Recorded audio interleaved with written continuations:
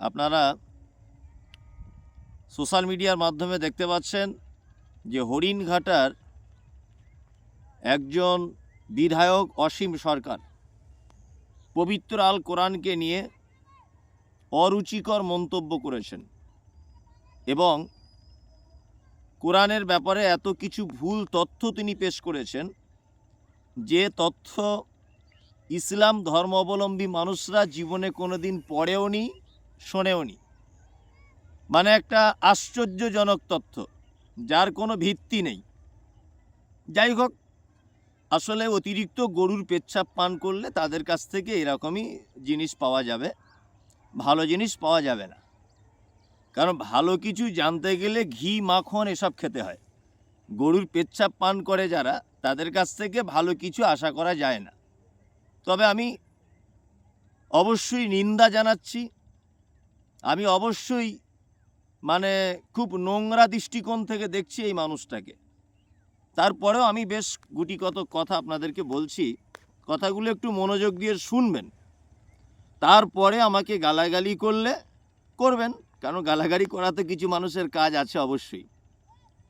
দেখুন, একটা কথা বলি, বিহারে ভোটের আগে আই লাভ মোহাম্মদকে কেন্দ্র করে একটা সাম্প্রদায়িক দাঙ্গা লাগানোর চেষ্টা চালিয়েছিল আরএসএস অর্থাৎ বিজেপি। আপনারা জানেন সেই চেষ্টাতে তারা সফল হতে পারেনি। আপনারা জানেন যে আগামী কিছুদিন পর আমাদের পশ্চিমবাংলাতেও নির্বাচন হবে।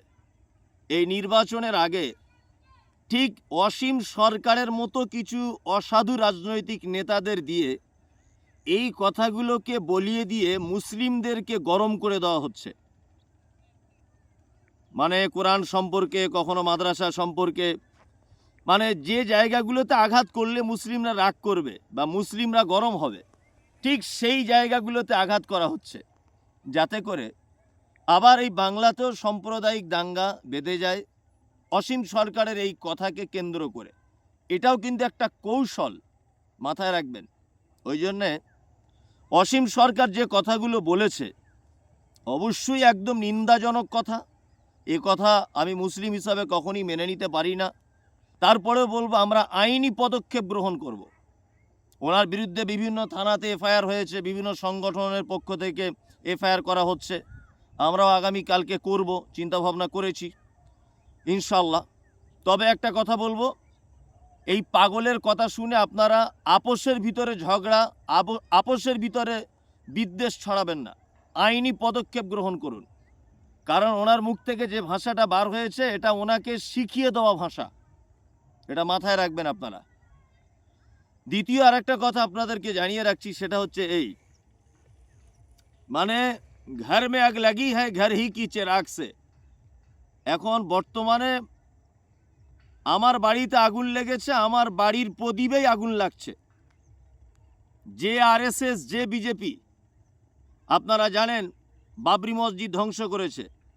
যে আরএসএস, যে বিজেপি ওয়াকফ সম্পত্তিকে হরণ করেছে।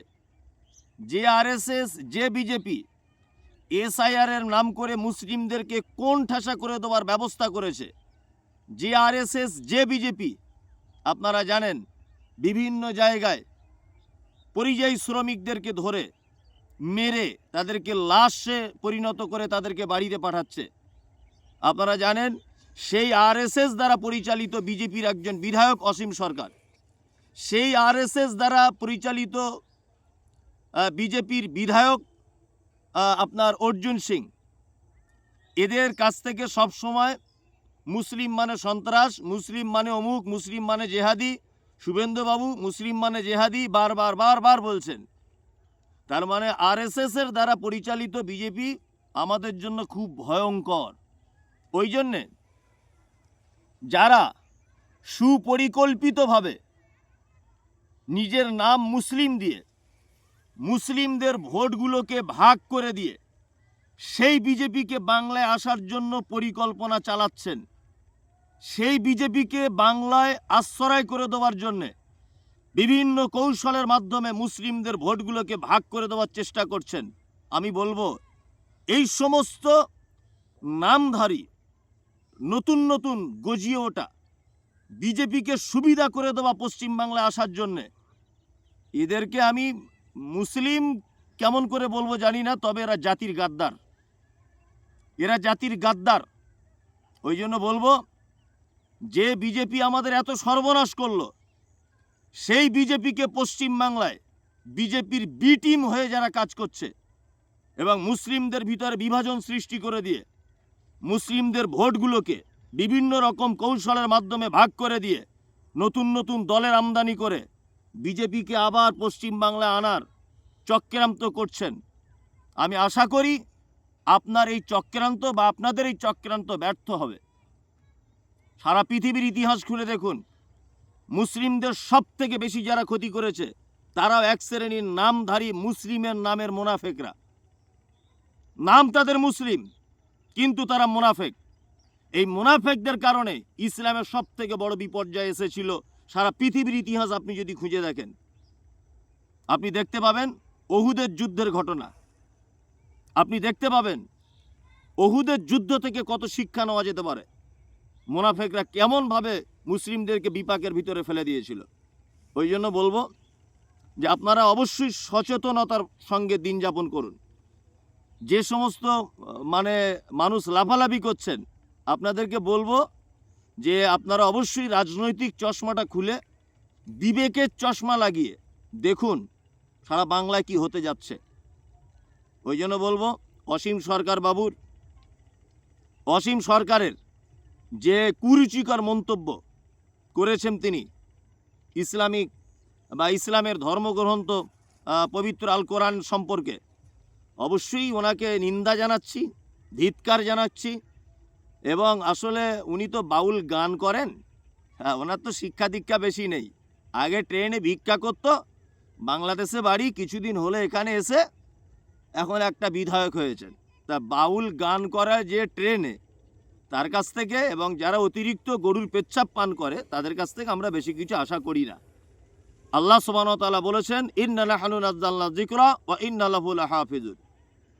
কোরআন অবতীর্ণ করেছেন আমাদের রব, আর সেই কোরআনকে সংরক্ষণ করার দায়িত্ব আল্লাহ সুবহানাহু ওয়া তাআলার।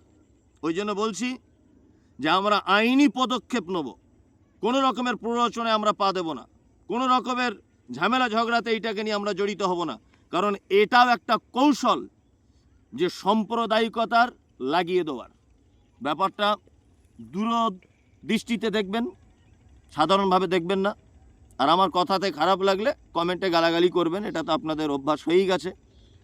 আসসালামু আলাইকুম রহমতুল্লাহ।